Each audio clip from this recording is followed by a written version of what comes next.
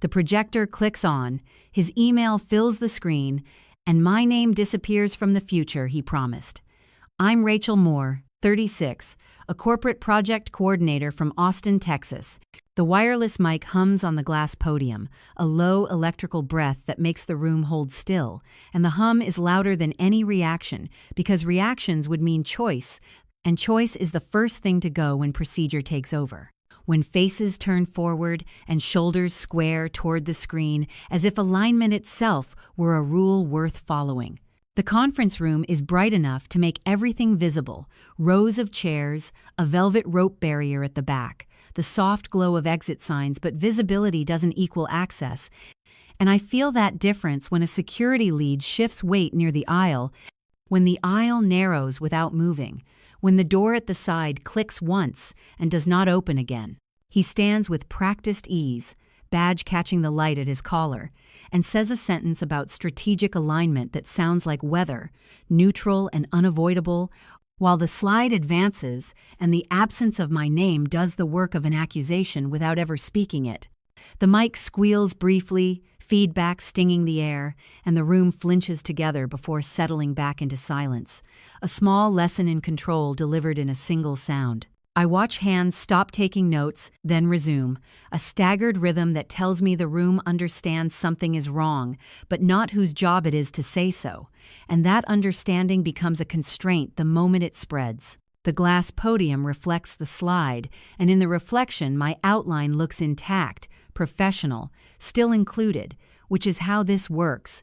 The body remains even as the role is erased. He clears his throat and thanks the team for flexibility during the relocation period, and the word relocation tightens the space between my ribs because it arrives like a receipt, without numbers, proof of cost without permission. The mic hum deepens, as if leaning in, and I lean back instead, keeping my hands visible, because visibility is the currency of rooms like this, and invisibility is the penalty.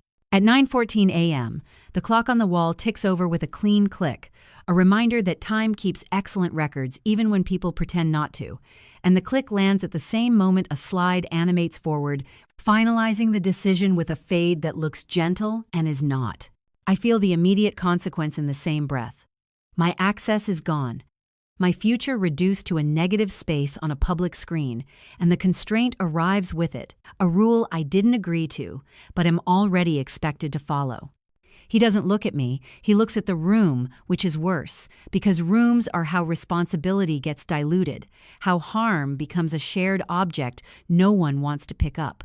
The mic is warm when I touch it, the warmth of recent use, and the warmth makes the next thing unavoidable because objects remember hands even when people refuse to. A whisper ripples near the back, laughter that starts and stops like a car misfiring, and then the laughter dies as quickly as it came, replaced by the soft shuffling of feet that means the witness wave has reached its second stage, silence settling where curiosity was. The projector remote clicks again from somewhere to my right, a controlled sound, and the slide locks in place. There will be no accidental backtracking, no mistaken return to the page where I existed. I think about saying something and don't, not because I lack words, but because words would shift the blame onto emotion, and this room runs on documentation, on what can be seen and recorded. The mic hums, and the hum becomes a test. Speak, and you become noise. Stay silent, and you become policy. In the glare of the screen, procedure becomes the weapon that removes me without ever naming me. The security lead lifts a hand in a small, apologetic gesture that still blocks the aisle, and the apology is another constraint, a soft one, a humane one, but a block all the same. I see phones come up, not openly, just enough to catch light, and I know a recording vector exists now, whether anyone admits it or not, which means the room has shifted from private harm to public fact, even if the fact hasn't been spoken aloud.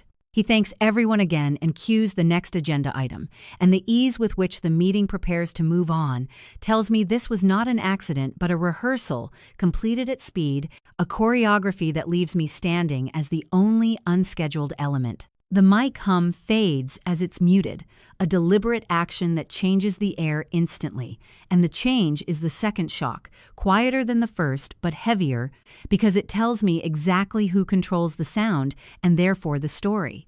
I step back from the podium, careful not to touch the velvet rope, careful not to give anyone a reason to frame my presence as disruption.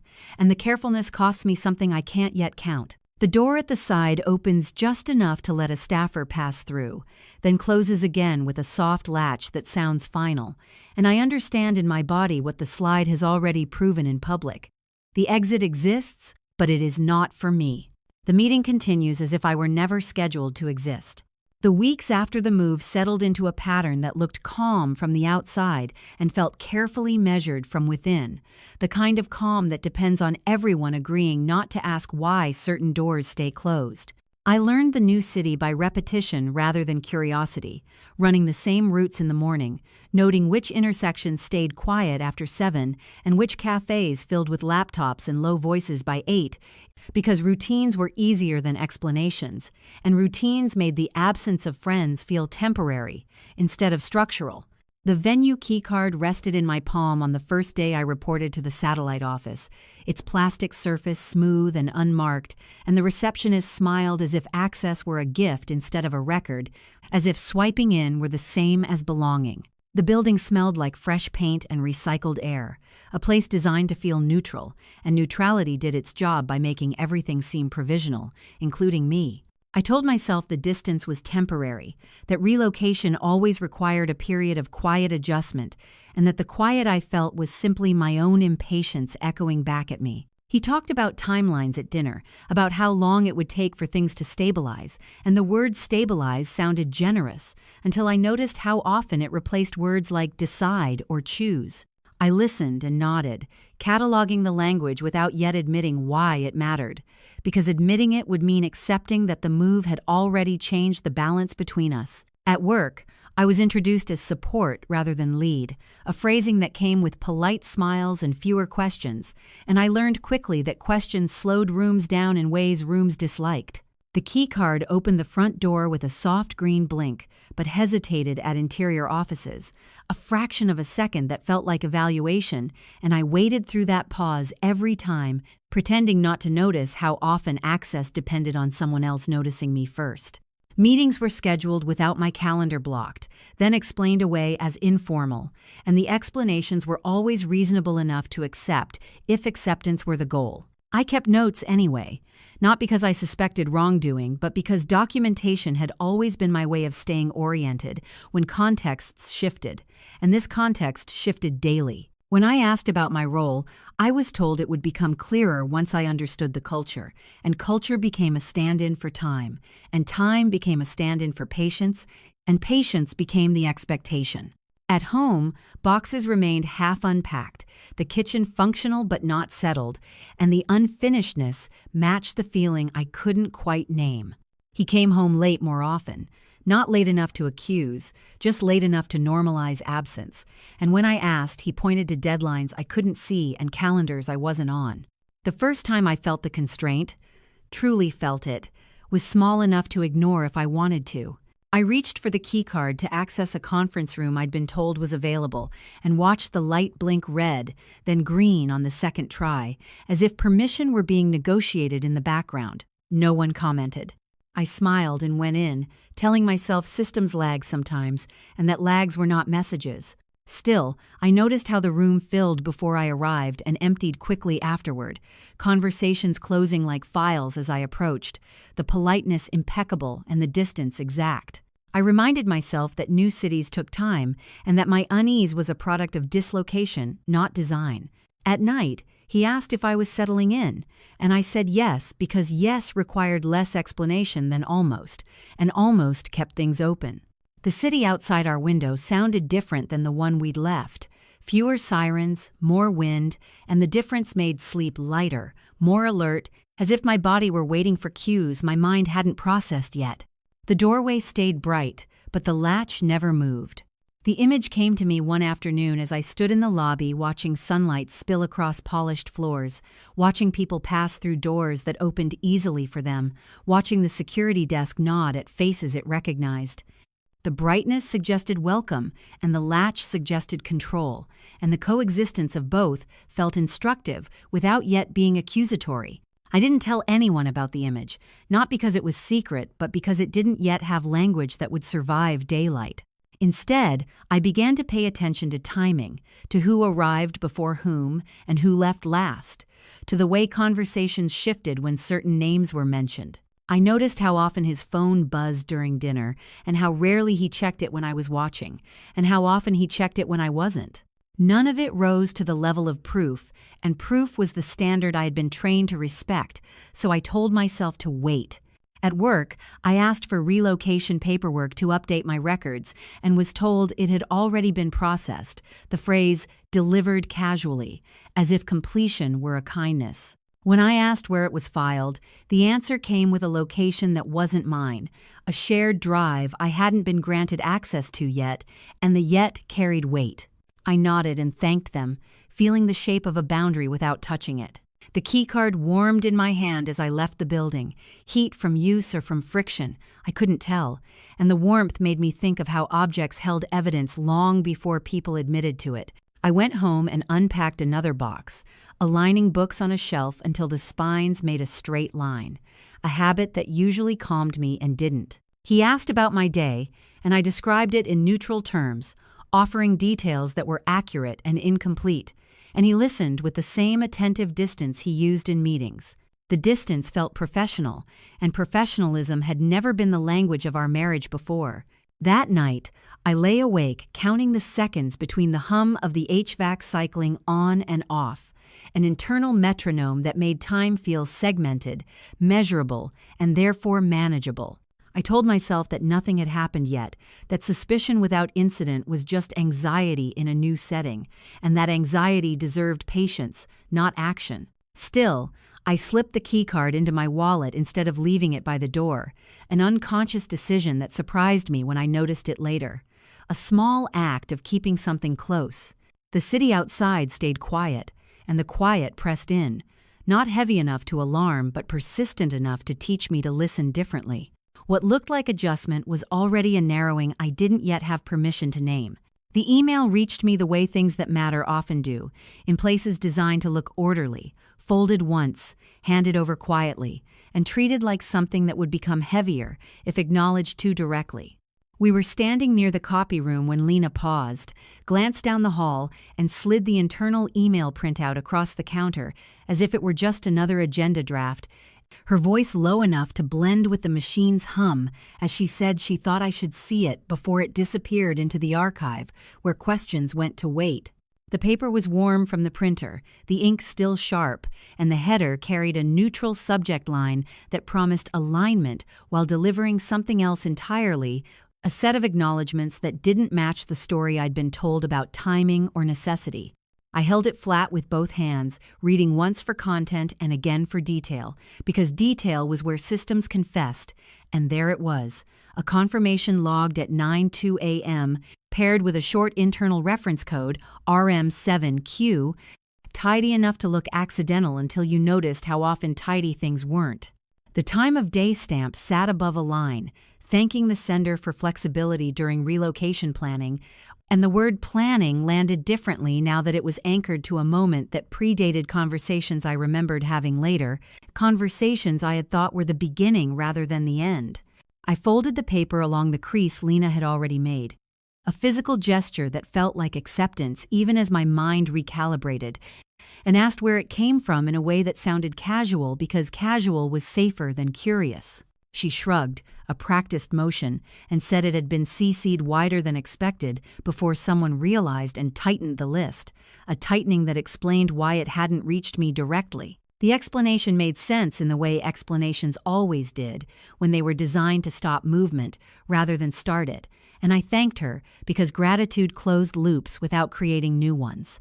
Back at my desk, I smoothed the printout again and read it a third time, noticing the language choices now that the initial surprise had passed, how assurances were framed as acknowledgments and acknowledgments as courtesies, how the tone assumed agreement without ever asking for it. The object did its work quietly, turning suspicion into sequence, sequence into pattern, and pattern into something I could no longer attribute to adjustment. The office moved around me as if nothing had changed, keyboards clicking, chairs rolling, a low murmur of conversation that rose and fell predictably, and the predictability itself became suspect because it suggested rehearsal. I thought about the meeting where he had said the move would clarify everything, how clarity had been positioned as a reward for patience, and how this email suggested clarity had already been achieved elsewhere. The consequence landed without ceremony. I stopped asking questions in rooms with witnesses and started keeping records in places that didn't announce themselves. I photographed the header, then the footer, making sure the time of day and reference code were legible, then slipped the paper into my bag between a notebook and a folder labeled onboarding, a misdirection that felt both clever and necessary. When my phone buzzed with a message from him asking how my day was going, I answered honestly and incompletely, saying it was busy and that I'd talk later, because later had become a buffer I could control. At lunch, I watched colleagues choose seats based on sightlines rather than proximity, a subtle choreography that mirrored the one I'd seen in the conference room weeks later, and the memory sharpened the present rather than softening it. I took the long way back to my desk, passing by offices I didn't have reason to enter, noting which doors were open and which remained closed despite the light spilling out, an image that echoed the one that had lodged itself in my mind days earlier without explanation. The doorway looked inviting, the latch did not move, and now the image had context, which made it less poetic and more procedural. I thought about forwarding the email to myself and didn't, knowing that forwarding created trails, and trails attracted attention before they protected anyone. Instead, I created a note with the reference code and time, storing it in a document whose name meant nothing, because meaning was the first thing to be audited. The timestamp didn't just contradict his story, it rearranged the order of every sacrifice I thought I'd made. The realization arrived cleanly, without drama, and the lack of drama made it harder to dismiss as emotion. I remembered the night we'd packed the last box, how he'd thanked me for being flexible, and how flexibility had been framed as mutual, a shared effort toward a shared goal. Now flexibility read as compliance, and compliance read as expectation, and expectation read as entitlement, a chain that tightened the more you traced it back. I felt anger flicker and settle into something colder, because anger would have pushed me toward confrontation, and confrontation would have shifted the ground in ways I couldn't predict. Coldness, by contrast, left the room intact and moved me within it. The afternoon passed with the normal rhythm of updates and check-ins, and I participated just enough to remain visible without revealing anything new, my voice steady, my notes precise. When someone mentioned relocation costs in passing, I noted the phrasing and the absence of specifics, the way the topic was allowed to exist only in general terms, and the absence itself became data. I left the office at the usual time, swiping out with my badge, feeling the familiar pause as the system registered me, a pause that now felt like confirmation rather than inconvenience. Outside, the light had shifted, the city taking on a flatter tone as clouds moved in, and the change matched my internal adjustment from uncertainty to orientation. I walked home instead of taking the bus, letting the distance give me time to think without witnesses, replaying conversations with a new emphasis on sequence rather than sentiment.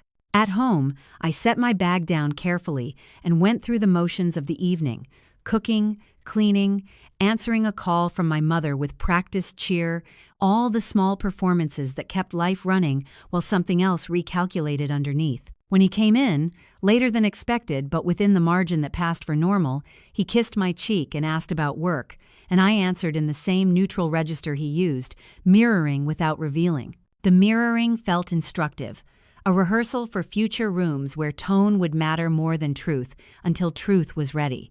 After dinner, when he stepped into another room to take a call, I retrieved the printout and checked it one last time, confirming the details as if they might have shifted, then returned it to its place, satisfied that the object had done what it needed to do for now. Lying in bed, I didn't feel betrayed so much as reorganized, my understanding of events aligning into a structure that explained the gaps without filling them emotionally. The building hummed, a distant sound of elevators moving, and I imagined logs being updated somewhere, timestamps accruing without commentary, a record of movement that would one day matter if arranged correctly. I fell asleep knowing that the story I'd been given no longer matched the order of things, and that order, once questioned, could not be restored by reassurance alone. Once the sequence broke, I understood why he needed silence more than agreement. The public session begins the way public sessions always do, with people arriving early enough to claim seats that make leaving look intentional. The room bright with stage lights that flatten faces into readable surfaces, and the low murmur of conversation performing normalcy before anything official has to. I take a seat along the aisle, not close enough to be presumptive, not far enough to be forgettable, and watch Thomas Reed move along the back wall with the careful confidence of someone who knows where every cable runs. The projector remote rests in his hand like a small baton, its plastic edge catching the light as he checks the screen alignment, and the glass podium at center stage reflects the first slide in a pale double that makes everything look rehearsed even when it isn't. People greet my husband with nods that carry professional warmth, and he returns them with the same calibrated smile, a smile designed to survive rooms with witnesses. When the meeting starts, the door latches softly behind the last arrival, not locked but final enough to signal that the room is now a system, and systems have rules that apply to everyone except the ones who write them. He opens with an update on operational efficiency, language so neutral it could apply to weather, and the crowd settles into attentive stillness, pens poised, eyes forward. I feel the immediate constraint as the lights dim just a fraction, enough to center the screen and quiet the room, enough to make movement visible, and therefore discouraged. The first slides pass without friction, metrics and timelines that elicit nods and murmured acknowledgments, and I let my breathing slow to match the pace of the room because matching buys time. When he gestures for the technical check, Thomas steps forward, projector remote lifting slightly as if to ask permission, and the screen flickers before stabilizing on a split view that includes a small grayscale feed in the corner. Someone laughs softly, assuming a glitch, and then the laughter thins as the image sharpens into a corridor view labeled simply Lobby, the time of day stamp glowing in the corner at 10:37 a.m. The feed shows movement patterns, people entering, pausing, redirecting that don't align with the narrative we've been given about informal transitions, and the room's attention shifts in unison, curiosity giving way to discomfort. Thomas keeps his eyes on the screen, voice steady as he explains it's a calibration artifact, but he doesn't turn it off, and the choice not to turn it off is itself a statement. Chairs creak as people lean forward, and phones rise just enough to catch light without being obvious, the witness wave entering its second stage as silence replaces chatter. I watch my husband's jaw tighten, a micro-adjustment that would mean nothing to anyone not trained to see it, and the adjustment confirms what the image has already begun to suggest. The feed advances a few seconds at a time, each advance accompanied by a soft click from the remote, and the clicks land like punctuation marks in a sentence no one wants to finish. The safe details are all there without being named. The generic location tag, the glowing timestamp, and the realism of them changes behavior immediately. Eyes flicking from the screen to my husband and back again, as if triangulating responsibility. He clears his throat and says this is out of scope, that technical matters can be addressed offline, and the word offline lands wrong in a room where everything is visibly online. Thomas nods, apologetic but unmoving, and says the calibration will finish in under a minute, which introduces clock pressure without announcing it. I feel the consequence settle as a physical weight. The room has been given something it cannot unsee, and whatever happens next will be shaped by that fact, whether anyone admits it or not. My name is not on the screen, but my absence from the explanation feels louder than inclusion ever did. And I understand that the exposure here is not about me, but about process, about whether process can be trusted when it contradicts itself in public. When the lobby feed shows controlled pauses instead of chance movement, the room realizes decisions were staged, not stumbled into. The sentence isn't spoken aloud, but it moves through the audience anyway, a shared inference that changes posture and tone. Someone in the front row coughs, then stops, as if sound itself has become risky, and the meeting's careful order begins to fray at the edges without breaking. My husband gestures again, a small slicing motion meant to cut the image away, and Thomas finally complies, the feed disappearing as the main slide returns, but the return feels like denial rather than resolution. The lights brighten back to their previous level, faces re-emerging with expressions that are no longer neutral, and the witness wave completes its third stage as people avoid eye contact with one another, choosing distance over alignment. He resumes speaking, voice steady, but the content has lost its authority, words sliding off the surface of attention without landing. I notice the security lead at the door shift stance, weight redistributing as if anticipating movement, and the anticipation itself tightens the space. I keep my hands folded, posture composed, letting the room do the work I once thought I would have to do alone, and the restraint feels like control rather than passivity for the first time since we moved. The projector remote lowers to Thomas's side, its role complete for now, and the object's stillness marks the end of the exposure without erasing it. The meeting concludes with polite applause that sounds thinner than usual, applause as a formality rather than endorsement, and chairs scrape back in uneven rhythms as people stand. Conversations begin in low tones, fragments that avoid names but circle implications, and I feel the social temperature drop as if a window has been opened somewhere unseen. My husband steps off the stage and approaches me with a smile that doesn't reach his eyes, asking if we can talk later, and the later he offers now feels like a delay tactic rather than a courtesy. I nod because nodding keeps the room calm, and calm is the currency of exits. As people file out, Thomas meets my eye briefly, an acknowledgement that carries no promise but confirms alignment, and then he turns to assist the next session, as if nothing extraordinary has occurred. The door opens and closes in a steady rhythm, each latch click a reminder that the room will be used again, that public spaces absorb truths and continue functioning. I remain seated until the aisle clears, letting the last witness leave before I stand, and when I do, the act feels deliberate rather than reactive. The consequence of the feed is already propagating through the building, through text messages and quiet summaries, and I don't need to accelerate it to know it won't stop. By the time the lights return to neutral, the room has already decided this wasn't an accident. The clipboard feels heavier than it should when I lift it from the counter, its metal clip cool against my fingers, the incident log beneath it dense, with entries that look interchangeable until you read them closely enough to see where the rhythm breaks. I'm alone in a small administrative office that smells faintly of toner and coffee, the kind of room people pass through without staying, and the privacy sharpens my focus rather than softening it. The page I'm looking for is buried midway through, a relocation reimbursement summary attached to a generic intake form, and the ordinariness of it is the point. Extraordinary decisions rarely announce themselves with extraordinary paperwork. I steady the clipboard against the desk and read line by line, tracing columns that list approvals, processing windows, and account markers reduced to masked last four digits, 82 inches one place, 19 inches another. A mismatch small enough to miss if you weren't looking for sequence. The reference code sits in the margin, RL3C, neat and unassuming. And the neatness is what makes the discrepancy unmistakable once you notice it. I feel the immediate consequence in the same breath as recognition. The move was accounted for as a closed transaction before it was framed to me as an open discussion, and that closure has a time-stamped life of its own. I flip the page back and forward again, checking for clerical explanations, because systems fail all the time, and it's dangerous to confuse error with intent, but the pattern holds.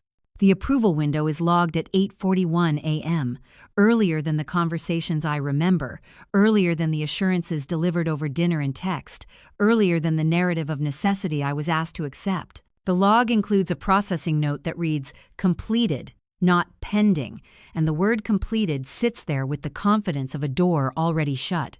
I imagine the path the document took, whose desk it crossed, whose signature it gathered, and how none of those movements required my presence once the category had been decided. The clipboard does its work quietly, converting abstraction into sequence, and sequence into proof that doesn't argue, it just exists. I take a photo of the page, careful to include the masked digits and the reference code without capturing anything that would identify an exact amount, because exactness attracts scrutiny before it protects anyone. The photo feels like a weight transferred rather than added, a redistribution of burden that steadies me. Outside the office, footsteps pass and recede, the building continuing its routine, indifferent to the recalibration happening in my head. I return the clipboard to its place, aligning it with the others so nothing looks disturbed, and the alignment feels symbolic without being sentimental. Order is how rooms maintain plausible deniability. As I leave, my badge pauses against the reader, the familiar half-second lag before the green light appears, and the pause now reads as confirmation rather than inconvenience. I walk back to my desk without speaking to anyone, not because I'm hiding, but because speech would invite questions, and questions would shift the frame from documentation to explanation. At my desk, I open a neutral spreadsheet and paste the reference code into a cell labeled Travel, a misdirection that feels almost banal, and banality is a form of cover that works better than secrecy in places like this. The reimbursement log doesn't just contradict the story, it assigns an end date to my usefulness before the move even began. The realization lands with a clarity that is almost relieving, because it collapses ambiguity into something I can work with. I think back to the public session, to the CCTV feed and the way the room reacted, and I understand now why the exposure felt procedural rather than emotional. Procedures are how decisions like this survive daylight. The move wasn't a gamble that failed, it was a step in a process already completed on paper, and paper carries more authority than promises ever do. I feel a flicker of anger and let it pass, because anger would push me toward confrontation, and confrontation would force me into a defensive posture I don't need yet. What I need is continuity, a way to let the pattern keep revealing itself without interruption.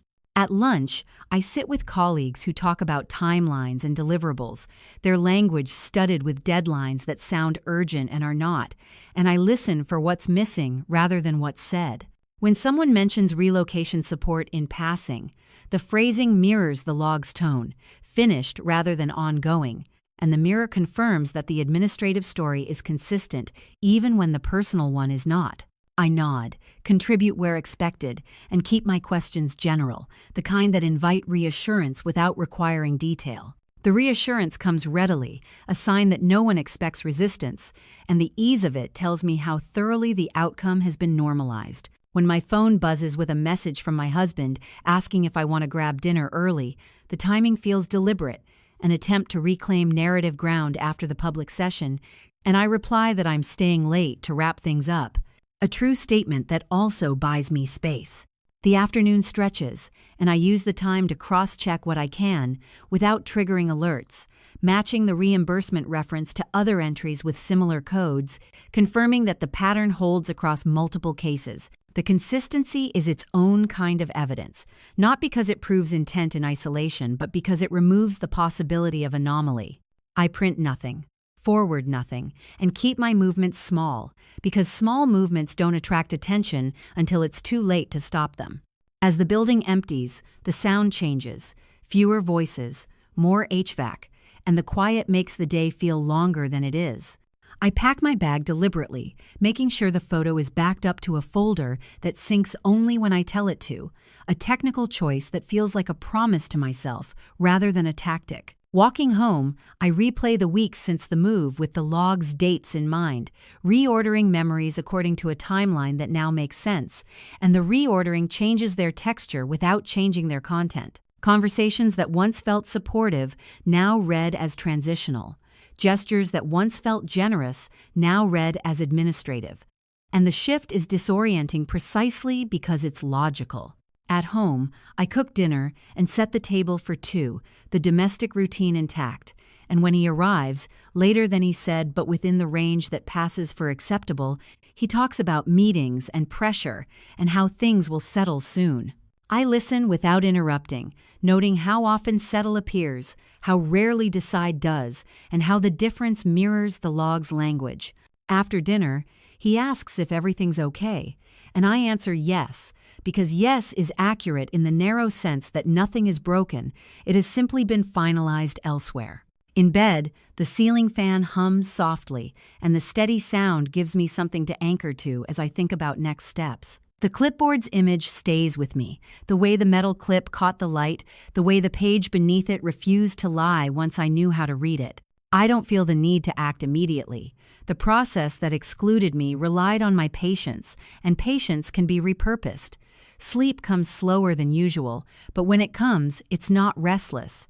I've moved from suspicion to structure, from structure to strategy, and the progression feels irreversible. Once the paperwork closed the loop, I understood the silence was no longer accidental. The sealed legal envelope arrives without ceremony, slid across a cafe table by Marissa, with the practiced neutrality of someone who knows how much damage paper can do if it's introduced too loudly. The cafe is quiet enough to pass for private, midday, light-cutting clean lines across the table, and the envelope's weight feels disproportionate to its size as I pull it closer, the heavy stalk resisting my fingers for just a moment before settling. Marissa doesn't rush me. She aligns her cup with the saucer and waits, eyes scanning the room out of habit, not suspicion, and the habit itself is reassuring because it signals competence rather than urgency. The envelope is unmarked except for a clean header line and a time of day stamp printed faintly near the seal, 11:26 a.m., precise enough to matter without advertising itself. I don't open it yet. I sit with it, letting the object do its work by existing between us, by asserting authority without explanation. Outside, traffic moves in predictable waves, and the predictability contrasts with the way my internal timeline keeps rearranging itself around new anchors. When I finally break the seal, the sound is soft but decisive, paper fibers separating cleanly, and the draft inside unfolds with an efficiency that mirrors the tone of every conversation I've had about the move. It's a notice prepared in advance, language polished and procedural, outlining terms that contradict assurances delivered to me in person with such confidence that I had mistaken them for truth. The header lists an internal routing line and a document reference code, LN4K, and the footer carries the same time of day stamp as the seal, binding intent to moment in a way that doesn't leave room for reinterpretation. The wording is careful, avoiding emotional language, framing decisions as administrative necessities, and the care itself is the tell. You don't draft like this unless you expect resistance and plan to neutralize it.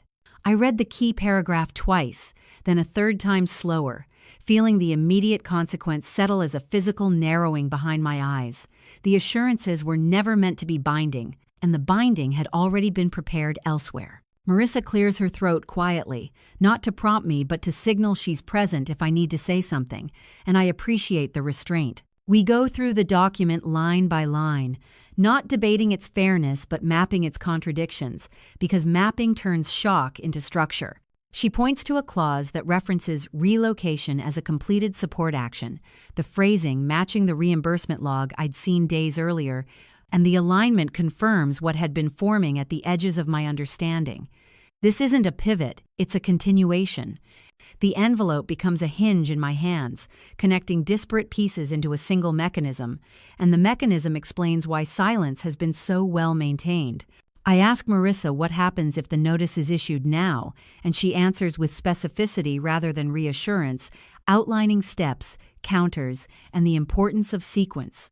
Her calm is procedural, not comforting, and that makes it useful. She explains that issuing too early would invite a narrative shift I don't control, while holding it preserves leverage, and leverage is only effective if it remains unseen until the right moment.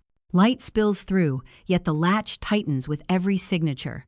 The image surfaces again as I look at the cafe door, sunlight framing the entrance while the handle stays untouched, and this time the image binds directly to the paper in my hands, the latch no longer abstract but literal, a set of clauses designed to keep exits theoretical. I feel something in me settle, not resignation but orientation, the relief that comes from understanding the shape of the trap well enough to navigate it. Marissa slides the envelope back toward me, advising me to keep it intact, unopened by anyone else, and the instruction feels less like secrecy and more like preservation. The envelope isn't evidence to be brandished yet. It's a pressure point to be applied when conditions are right. We discuss timing in minutes rather than days because minutes are where control is exercised in rooms like the ones we're dealing with, and she asks about upcoming public windows. I think of the next corporate session, the one with the broader audience and the fixed schedule, and nod. Leaving the cafe, the envelope tucked securely in my bag, I'm acutely aware of how objects change posture. I walk differently now. Shoulders squared, movements economical, not because I feel powerful, but because I feel calibrated. At the office, the afternoon unfolds with the usual cadence, but my perception of it has shifted. Conversations read like maintenance rather than collaboration, and the distinction matters. When a colleague mentions upcoming changes in a tone meant to sound inclusive, I note the phrasing and the absence of specifics, the way inclusion is offered as a feeling rather than a fact. I contribute where required, keeping my voice even, my expressions neutral, because neutrality buys time, and time buys options. The envelope stays with me, a quiet counterweight to the day's noise, and I'm careful not to touch it unnecessarily, as if contact itself might announce its presence. Later, in a small conference room with glass walls, I meet briefly with Thomas under the pretext of clarifying technical logistics for the next session. He wears a security earpiece that catches the light when he turns his head, a subtle reminder of access and control, and his questions are precise, focused on timing and contingencies rather than content. I answer in the same register, offering enough to align without revealing motive, and the exchange feels like a rehearsal for something larger. We agree on windows, on what can be shown and when, and the agreement is procedural, not personal. As we stand to leave, he pauses and says, carefully, that some things are easier if they happen in order, and I agree, because order is exactly what the envelope has given me. At home that evening, the domestic routine resumes with a smoothness that feels almost uncanny. Dinner prepared, table set, the familiar choreography intact. He talks about work, about pressure from above, about how things will make sense soon, and I listen with the attentiveness he's always valued, noting how his language tracks with the draft's phrasing without overlapping exactly. When he asks if I'm okay, the question sounds genuine enough to pass, and I answer yes again, because yes continues to be accurate in the narrow sense that nothing has changed today that wasn't already set in motion. The envelope remains unseen, its authority deferred, and the deferral feels strategic rather than avoidant. After dinner, I excuse myself early, citing fatigue, and he accepts the explanation without probing, a sign that he believes the structure is holding. In bed, the day replays with a new emphasis on sequence, on how each piece has arrived when it needed to, not by chance, but by design. The envelope's presence changes the texture of my thoughts, turning anxiety into anticipation, anticipation into planning. I don't feel the need to confront or accuse. Confrontation would invite negotiation, and negotiation would dilute the clarity the paper provides. Instead, I focus on maintaining the conditions that allow truth to appear publicly, where it can't be reframed as misunderstanding. Sleep comes with surprising ease, not because I'm untroubled, but because the unknown has narrowed to a set of known variables, and variables can be managed. By morning, the envelope has become part of my routine. Checked, secured, and then forgotten for hours at a time, its power lying in restraint rather than display. I move through the building with the same composure, respond to messages with the same tone, and wait for the right window, confident now that the latch can't tighten indefinitely without someone noticing the strain. With the notice sealed and silent, the trap shifts from uncertainty to schedule. The security earpiece hums softly against Thomas's collar when he turns his head, a sound so faint it barely registers unless you know to listen for it, and I listen because this is how rooms signal that they're preparing for movement. We're standing near the edge of a multi-purpose space being reset between sessions, chairs stacked neatly, a folded guest list clipped to a stand by the door, and the in-between quality of the moment makes it easier to speak without being overheard. Thomas keeps his voice low, not secretive, just efficient, and asks if the timing we discussed still works, if the windows are clear, if the sequence remains intact. I answer yes to each, my tone matching his, because alignment here isn't about agreement, it's about choreography. When he nods, the earpiece catches the light again, and the light feels like confirmation rather than warning. We separate without ceremony, two professionals completing a task, and the ease of it underscores how much of what's coming has already been normalized behind the scenes. Back at my desk, the day unfolds with the peculiar tension of waiting for something that has already started. Messages arrive with polite urgency, calendars shift slightly, meetings are moved up or back by minutes that matter more than anyone admits, and the movement creates a sense of acceleration without drama. I keep my responses brief and precise, offering availability rather than opinion, because opinion invites debate, and debate creates noise. In the early afternoon, Lena stops by under the pretext of returning a borrowed charger, her movements careful, eyes flicking toward the glass wall before she speaks. She tells me she heard something, not officially, just a confirmation, circulating quietly that decisions were finalized before the relocation announcement went out, that the timing everyone accepted was curated. The information arrives with a badge color reference blue, visitor-level access mentioned almost offhand, a safe detail that grounds the account in place and protocol. I feel the immediate consequence settle as a tightening behind my sternum. This isn't isolated knowledge anymore. It's distributed enough to become a liability if mishandled. I thank her without pressing for more, because pressing would turn her into a witness before she's ready, and readiness matters. After she leaves, I sit still for a moment, letting the hum of the building recalibrate my breathing, because reacting too quickly would undo the advantage that patience has built. The folded guest list by the door remains visible in my peripheral vision, names clipped together in a way that suggests order and exclusion simultaneously, and I note which names are grouped and which stand alone, not because I need the information yet, but because familiarity reduces friction when the time comes. A calendar reminder pops up for the upcoming session, the one with the broader audience and the fixed schedule, and the reminder's phrasing mirrors the language in the draft. Notice so closely it feels like an echo rather than coincidence. The witness doesn't accuse. She confirms what silence has already rehearsed.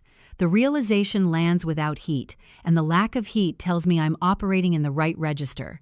Evidence doesn't always arrive as documents or footage. Sometimes it arrives as corroboration that shifts probability into inevitability. I document the interaction in a neutral way, noting time and location without names, because documentation that survives scrutiny is documentation that doesn't announce intent. The security earpiece hums again somewhere down the hall, a passing sound that reminds me how many layers of coordination are already in motion, and I feel the trap tightening not around me, but around the story that's been told to justify my absence.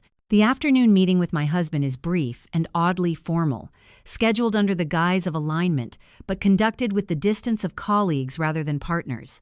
He talks about upcoming changes in a way that frames them as external pressures, forces acting on him rather than decisions he's made, and the framing aligns perfectly with the language I've been tracking.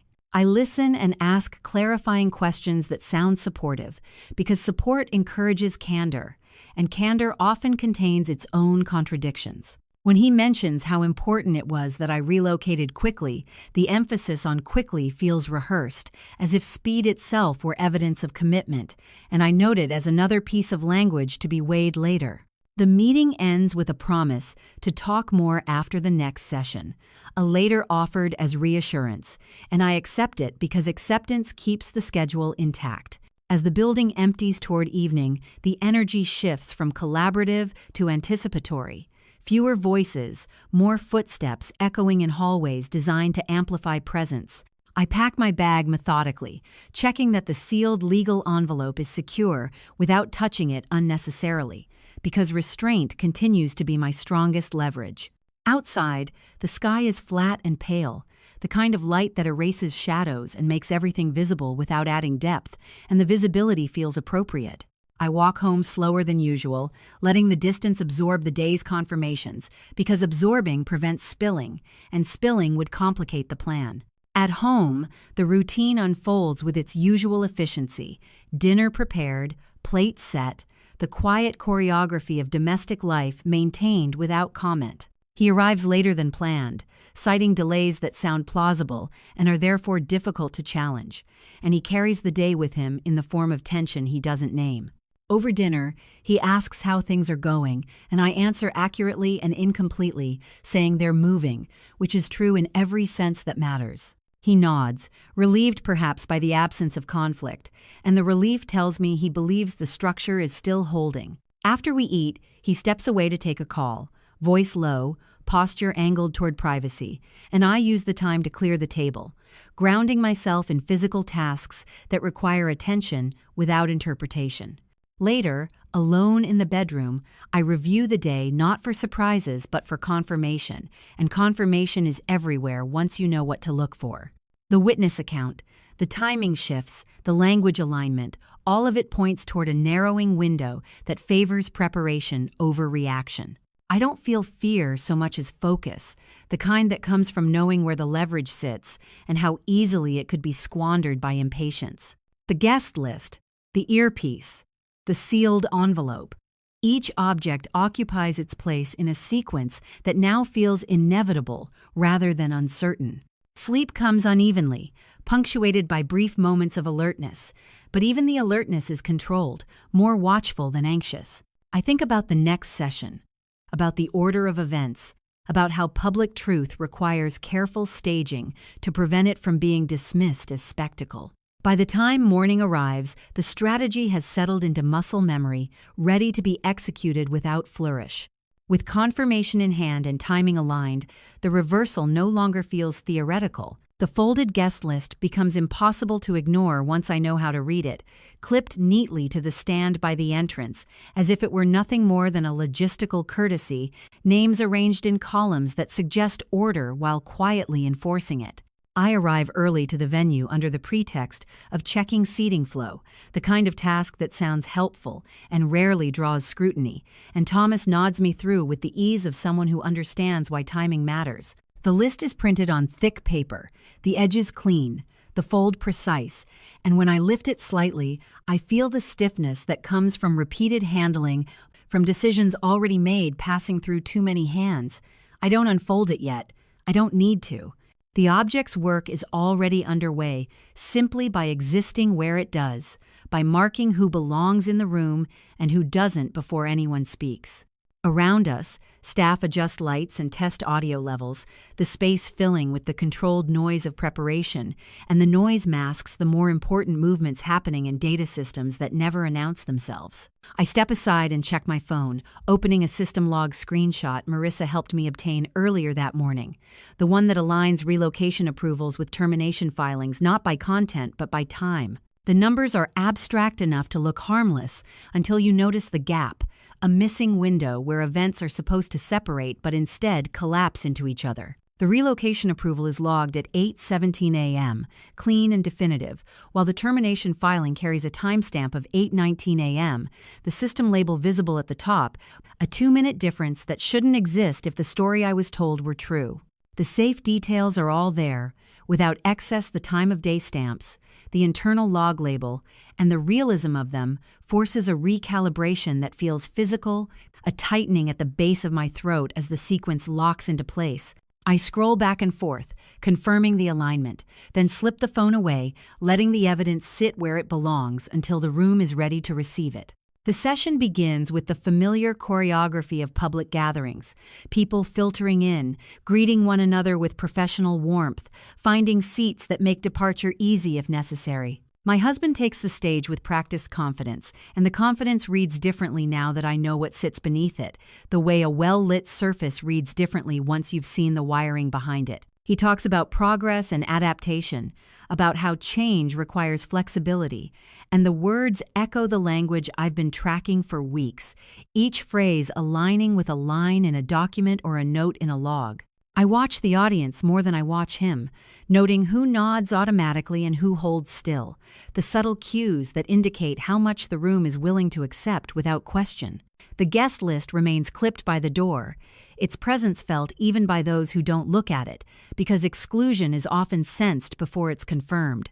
When the time comes, Thomas moves with deliberate calm, adjusting the projector feed under the guise of transitioning slides. The screen flickers briefly, then stabilizes, and the flicker buys just enough attention to redirect the room without announcing intent. I feel the clock pressure immediately, the sense that minutes have begun to matter in a way they didn't before, and I steady myself by focusing on sequence rather than outcome. Thomas doesn't display the log yet. He doesn't need to. Instead, he pauses, allowing my husband to continue speaking, and the pause stretches just long enough to create a pocket of anticipation that the room fills with its own assumptions. Phones rise slightly, not enough to be rude, just enough to be ready, and the witness wave begins to gather momentum again. When the timestamps collapse into a 2-minute gap, the room understands the move, and the ending were filed together. The sentence isn't spoken aloud, but the truth of it appears on the screen a moment later, the system log visible in a clean, neutral font that refuses drama. The relocation approval and the termination filing sit side by side, their times glowing quietly, and the effect is immediate. Murmurs ripple, then stop. Posture shifts as people lean back to see more clearly, and the air tightens with recognition. My husband stops mid-sentence, the practiced flow breaking as his eyes flick toward the screen, and the flick is enough to confirm ownership. He says something about context, about administrative overlap, but the explanation lands too late because the evidence has already altered behavior, already shifted the room into a different state. The folded guest list by the door becomes newly legible in this light, a physical manifestation of decisions that were never meant to be debated publicly. Thomas advances the slide once, not to add information but to anchor it, and the anchoring makes dismissal impossible. The system label remains visible, the time of day stamps unambiguous, and the audience absorbs the sequence without needing commentary. I remain seated, hands folded, posture composed, letting the evidence speak, because speaking now would invite reframing, and reframing is how clarity gets lost. The room's reaction moves through its stages quickly: initial surprise, then silence, then the subtle avoidance of eye contact that signals shared discomfort, and the speed of the progression tells me how ready the room was for something like this, how much the public session had already primed them to accept procedural truth. My husband's voice resumes, steadier than expected, but the steadiness reads as control rather than confidence, and the distinction matters. The guest list shifts as someone brushes past it on the way to the aisle, names rustling softly, and the sound carries farther than it should, a reminder that objects participate whether or not they're invited to. Security adjusts near the door, not intervening, just repositioning, and the repositioning signals that the room is entering a different phase of attention. I feel the immediate consequence as a release rather than a shock, the sense that the narrative I was given can no longer contain the facts now visible, and the release steadies me. This is the reversal I've been preparing for, not because it's dramatic, but because it's decisive. The power has shifted from explanation to record, from intention to documentation.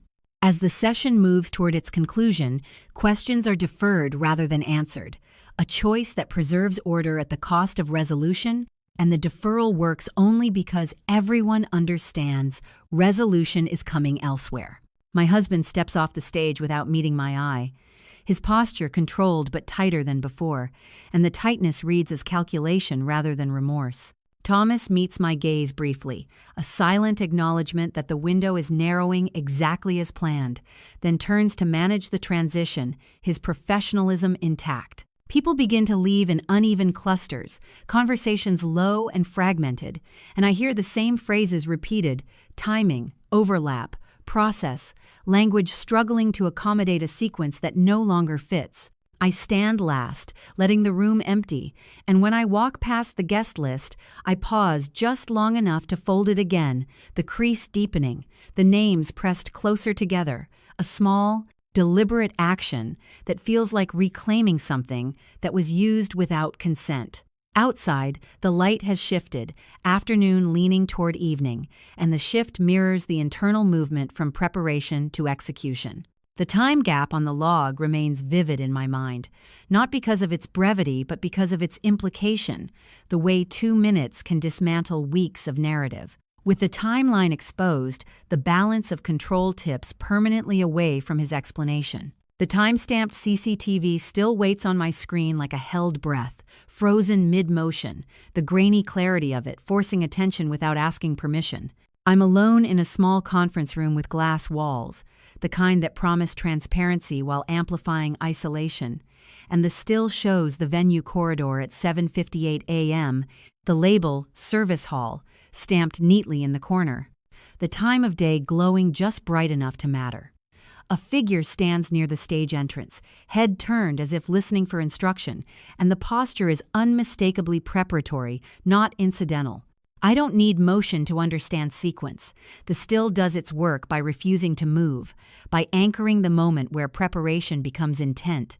I compare it to the operational access log on my laptop, entries stacked in neutral rows, an entry zone code, and a matching time of day stamp that aligns too cleanly to be coincidence. The immediate consequence lands as a tightening across my shoulders. The stage was being set before anyone admitted there would be a performance, and the admission was delayed only long enough to secure compliance. I close the door gently, not because anyone is listening, but because closure helps me focus, and the latch clicks with a finality that feels appropriate. The building hums around me, elevators rising and falling, HVAC cycling, the sounds of normal operations continuing, indifferent to the recalibration underway in this room. I pull the still closer, enlarging it until the details sharpen just enough to confirm what I already know, then minimize it again, resisting the urge to overhandle the evidence. Overuse invites suspicion. Restraint preserves credibility. The log entries sit beside it, each line carrying a neutral authority that doesn't argue, just records, and the pairing transforms suspicion into inevitability. I document the alignment in a simple note time, zone, context, keeping language spare, because spare language survives scrutiny better than interpretation. A knock taps lightly on the glass, and Thomas steps in after I nod, the security earpiece visible now, catching the light as he moves. He doesn't look at the screen at first. He looks at me, assessing readiness rather than content, and the distinction matters. When he does look, his eyes linger on the timestamp, then flick to the log, then back again, the same triangulation I saw weeks earlier in the public room. He asks one question, whether the still came from the same camera as the earlier feed, and I answer yes, specifying the corridor and the window, because specificity builds trust faster than reassurance. He nods once, satisfied, and says the access window for the main hall closes in 20 minutes, a constraint delivered without drama that nonetheless tightens the timeline.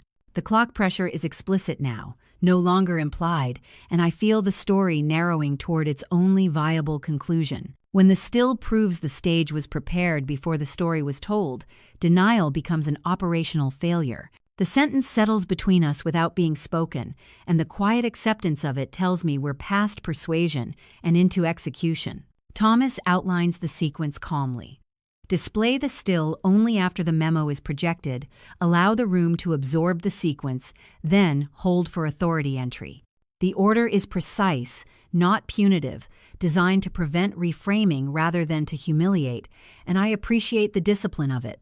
I ask about contingencies, about attempts to interrupt or redirect, and he answers with the limitations he has and the ones he doesn't, a transparent accounting that makes the plan sturdier. We agree on cues, a nod, a pause, a shift in lighting that will signal progression without verbal coordination, because nonverbal systems leave cleaner records.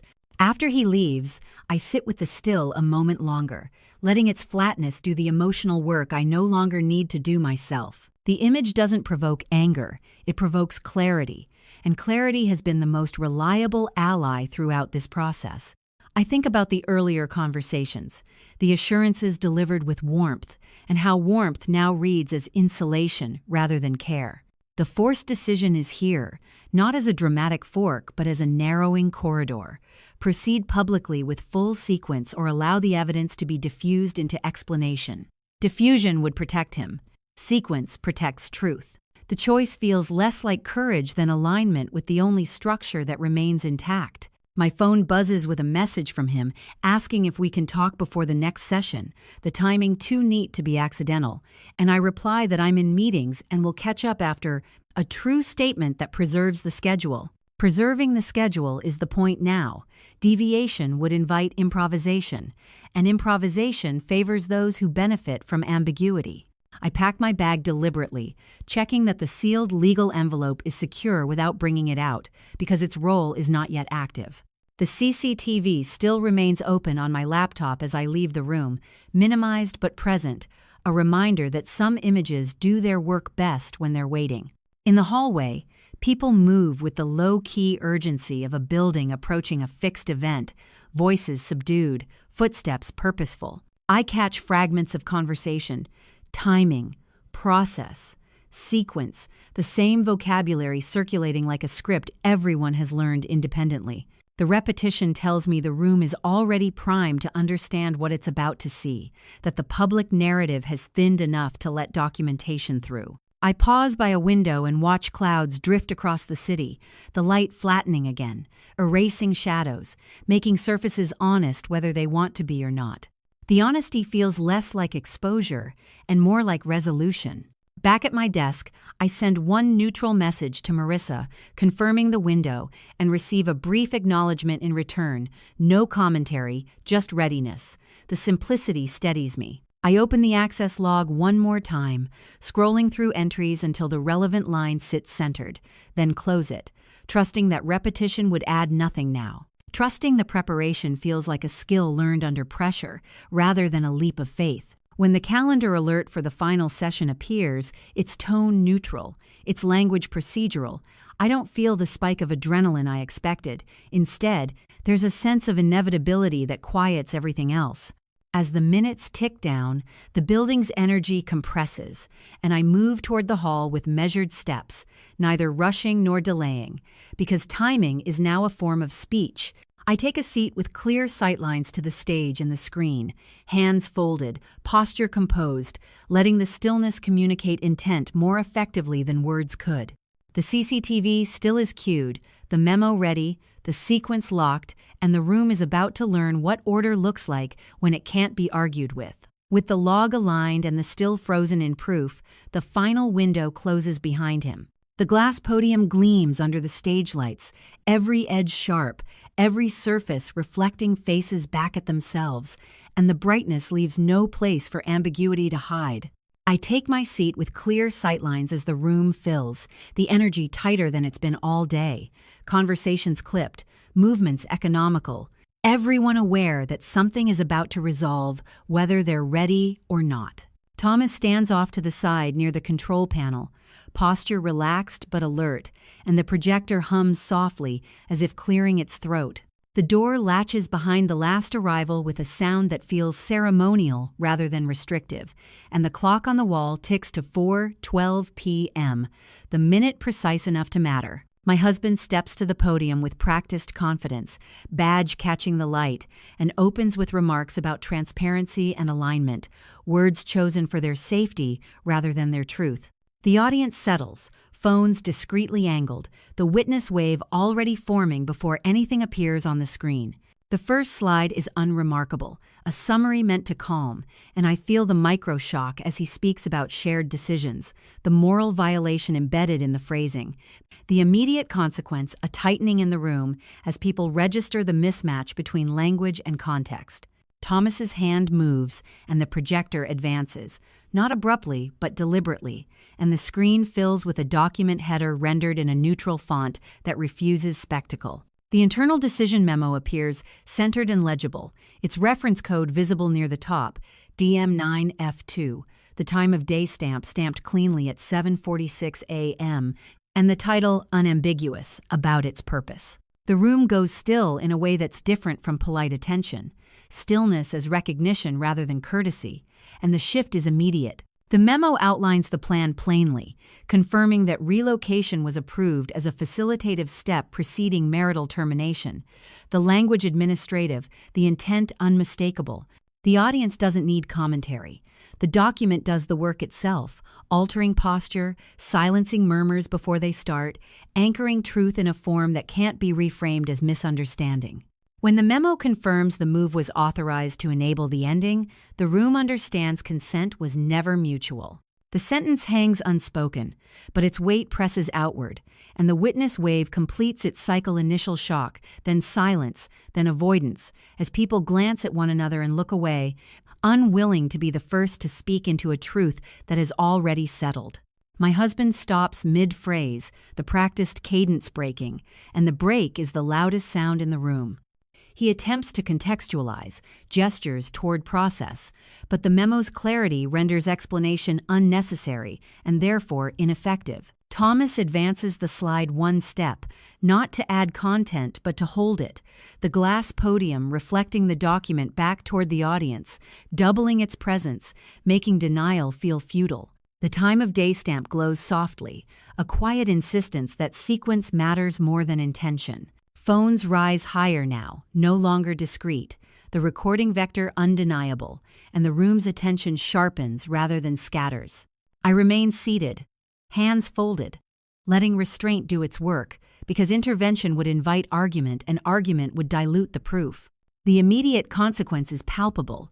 Authority shifts from the speaker to the screen, from narrative to record, and the shift tightens the trap around the only remaining option: formal acknowledgement. The clock ticks to 4:15 p.m., 3 minutes passing without resolution, and the delay compounds pressure rather than relieving it. Thomas glances toward the door, a subtle cue, and the cue triggers movement at the threshold. The door opens cleanly, not rushed, and a compliance officer steps in, badge glinting under the lights, posture calm, the presence unmistakably official. The entry happens only after the memo has been absorbed, only after witnesses have seen and recorded, preserving the order that makes authority legitimate rather than coercive. The officer pauses just inside the doorway, allowing the room to register the sequence, then approaches the side of the stage without touching the podium, signaling respect for the process already underway. The crowd's reaction shifts again, murmurs suppressed by the recognition that this is no longer a discussion but a handoff. My husband's face tightens, calculation giving way to containment, and the containment reads as acknowledgement even without words. Authority enters only after proof holds the room, and silence becomes compliance. The officer speaks briefly, outlining next steps in a voice designed to be heard without inflaming, and the clarity lands like a closing bracket on a sentence that's been waiting to end. Thomas steps back, control panel idle, his role complete, and the projector remains on the memo for a beat longer than necessary, a choice that allows the truth to finish settling. I feel the release then. Not relief exactly, but the loosening that comes when effort gives way to inevitability. The glass podium no longer feels like a stage, but like a boundary, marking where performance ends and record begins. The session adjourns without applause, chairs scraping back in uneven rhythms as people stand, conversations hushed and fragmented, everyone recalibrating their place in a story that has shifted under their feet. The officer confers quietly with staff near the door, the badge catching the light again, and the repetition of that glint reinforces the finality of the sequence.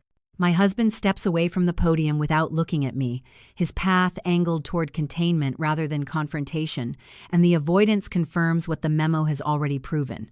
I remain seated until the aisle clears, letting the last witness leave before I stand, the choice deliberate, signaling that I'm not fleeing a spectacle but concluding a process.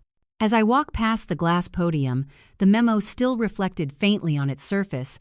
I don't touch it. Touch would imply ownership, and ownership is no longer the question. Outside the hall, the building hums, operations continuing, the extraordinary absorbed into routine with startling speed, and the speed underscores how systems protect themselves once truth is formalized. The clock reads 4:21 p.m. as I step into the corridor, the minute noted, not because it's dramatic, but because it's exact. And exactness is how this ends. With the truth made public and authority aligned, the story cannot be closed quietly again. The hard copy notice letter rests on the table between Marissa and me, its edges crisp, the paper heavier than the documents that came before it, as if weight itself were part of the instruction. We're in a neutral office with no identifying marks on the walls, a space designed for conclusions rather than arguments, and the quiet feels earned rather than imposed. Marissa aligns the letter with the table edge, a small gesture that signals precision, and slides it toward me without commentary. The header carries the familiar formatting, the same institutional calm that marked the memo and the draft before it, but this time the language has shifted from preparation to execution, from what might happen to what will. I read it slowly, not because I'm searching for surprises, but because attention is the last form of respect I owe myself in this process. The terms are clear, the acknowledgments unambiguous, and the sequence that once lived in fragments now reads as a single, complete line. Outside the office, the building continues its workday, phones ringing, printers whirring, the ordinary noise of operations absorbing what happened in the public hall hours earlier. Inside, the letter does what it's meant to do, converting exposure into consequence without spectacle. Marissa explains the next steps in measured language, timelines, and filings that follow naturally from what's already been documented, and her calm feels different now, less advisory and more confirmatory. There's no need to strategize further. The strategy has already resolved into procedure. I sign where indicated, my pen moving steadily, the ink drying quickly, and the act feels less like an ending than a correction, a realignment with the order that had been obscured. When I hand the letter back, the exchange is quiet, efficient, and complete. Justice doesn't arrive loudly. It arrives when the record finally matches reality. The sentence settles in me as we stand, not as a consolation, but as a recognition of how this has always been meant to conclude. Marissa confirms that notifications will be issued automatically, that there's nothing more required from me today, and the lack of requirement feels like a release rather than a loss. I gather my bag, lighter now that the sealed envelope has fulfilled its purpose, and leave the office without looking back, because looking back would imply unfinished business where there is none.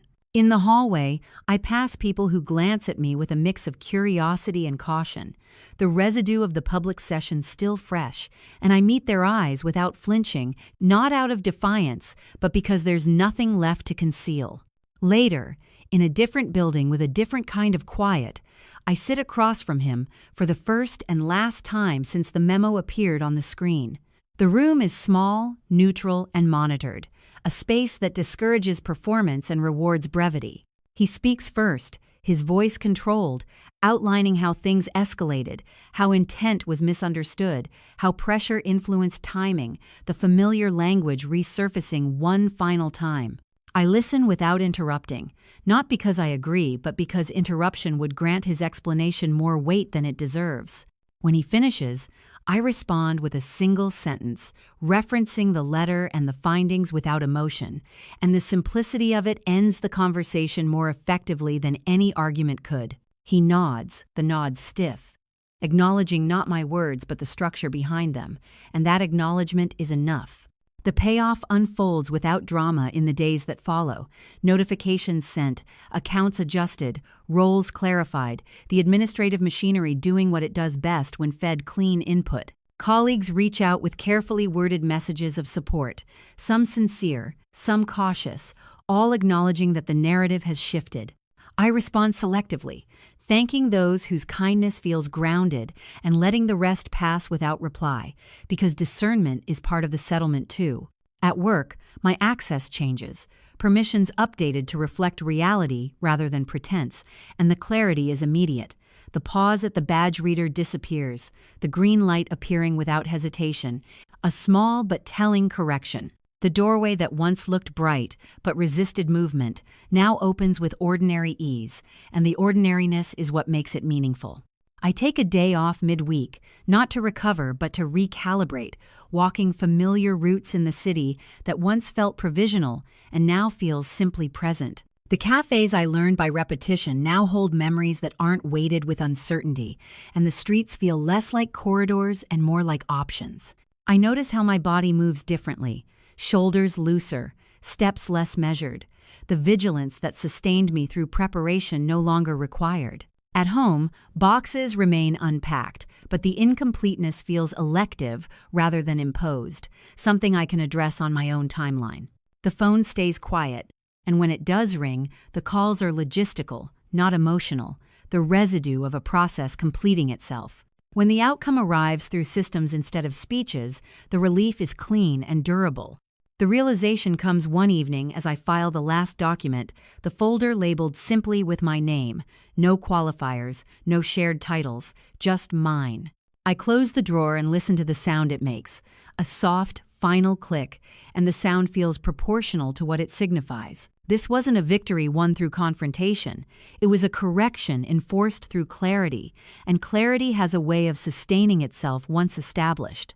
I don't feel triumphant, and I don't feel diminished. I feel aligned, my life brought back into sequence after a long period of misdirection. As the week ends, I receive confirmation that everything has been processed, the language succinct, the tone neutral, and the neutrality reads as respect rather than indifference. I forward the message to a personal folder and log out, leaving the building as the lights dim for the evening, the exit sign glowing steadily above the door. Outside, the air is cooler, the city quieter, and the quiet feels like space rather than silence. I stand for a moment. Not because I need to decide where to go next, but because I can, because the choice is mine again. The record is closed, and for the first time since the move, so is the trap. The building greets me the same way it did months ago, glass catching morning light, doors reflecting faces before admitting them, but the reflection no longer feels like a test I have to pass. I move through the lobby in present tense, aware of each step, the sound of my shoes on polished floor, steady and unhurried, because there's no reason to hurry when the schedule no longer belongs to someone else. The door latch chain hangs slack against the side entrance, metal links resting quietly instead of pulled taut, and the sight of it registers as a physical permission rather than a symbol, an everyday object returning to its ordinary function now that it's no longer being asked to enforce a story.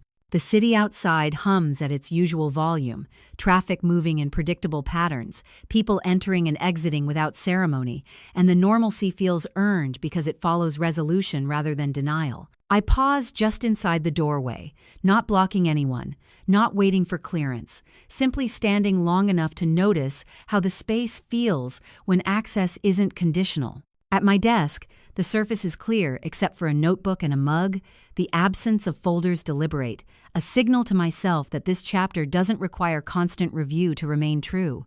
The systems I log into recognize me without hesitation, permissions aligned, the green light appearing immediately where it once lagged, and the immediacy feels like a quiet apology issued by a process that has corrected itself. Colleagues pass with nods that carry neither pity nor curiosity, the social temperature reset to neutral, and neutrality feels like respect when it arrives after clarity. I check messages out of habit rather than necessity, responding where response matters, and closing the rest without guilt, because discernment has replaced vigilance. The door latch chain remains in my peripheral vision through the glass, a reminder of what restraint looks like when it's no longer required. Mid-morning, I step out for coffee, the route familiar now, the cafe sounds settling around me without sharpening my attention, and I notice how my body occupies space differently, shoulders looser, breath unguarded.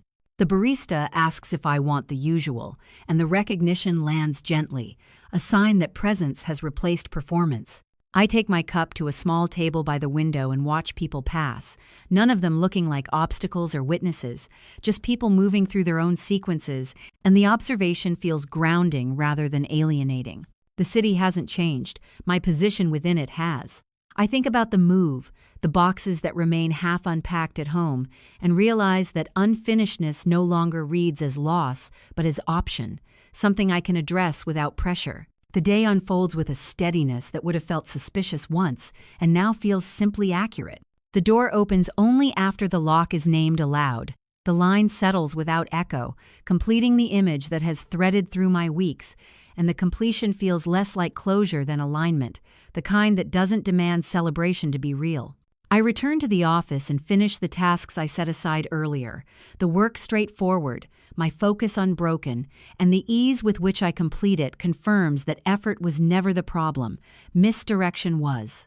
When a meeting invitation arrives for a project I care about, the inclusion reads as genuine rather than compensatory, and I accept without overthinking, trusting the structure to hold. The latch chain outside catches a glint of light as someone passes through, then settles back into stillness, and the ordinariness of the motion reinforces how thoroughly the extraordinary has been absorbed. In the afternoon, I leave early, not because I need to escape, but because I can choose my timing again, and choice changes the texture of departure. The hallway smells faintly of cleaning solution, the building preparing for evening, and the preparation feels routine rather than anticipatory. Outside, the sky is wide and even, clouds moving without urgency, and I walk a longer route home simply because I want to, taking streets I avoided before when my attention was narrowed by calculation. The neighborhood looks the same as it did when I first arrived, but it feels less like a corridor and more like a grid of possibilities, intersections offering directions rather than constraints. I stop at a bookstore and wander without purpose, picking up a novel I've been meaning to read, the act indulgent in the best way, because it isn't serving any strategy beyond enjoyment. At home, the boxes wait patiently, their presence no longer accusatory, and I open one without ceremony, sorting items at a comfortable pace, keeping what feels necessary and setting aside what doesn't. The act of choosing is small but satisfying, a domestic echo of the larger correction that's already taken place. As evening settles, the light shifts through the window, softer now, and the latch chain by the back door hangs loose, unused, the door opening and closing as needed without resistance. I cook dinner with music playing, not loud, just enough to mark time, and eat at the counter, unaccompanied but not lonely, the solitude chosen rather than imposed. Later, I sit on the couch with the book I bought, reading without scanning for subtext, letting the story exist on its own terms, and the simplicity feels luxurious. My phone remains quiet, and when it lights up, it's with messages about logistics already resolved, confirmations that require no action, and I acknowledge them with a nod rather than a reply, understanding that some communications are complete once received.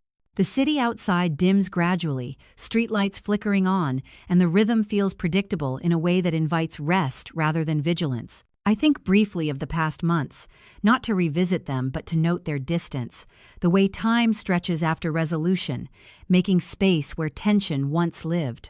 As night settles, I step outside to take out the trash, the latch chain clinking softly as the door moves, a mundane sound that carries none of the old weight, and I smile at the contrast.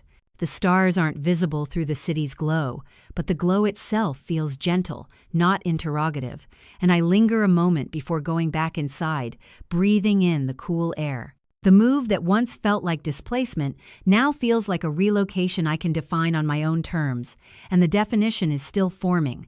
Flexible, unforced. I lock the door for the night, the chain resting where it should, not engaged, just there, and the click of the lock sounds final in the best way, an ending that makes room for sleep. I settle into bed with the window cracked, city sounds drifting in at a comfortable distance, and the quiet arrives without effort, the kind that follows alignment rather than exhaustion. Tomorrow will bring its own sequence, and I'll meet it without rehearsal, trusting the order to reveal itself as I move. The future opens, unlatched.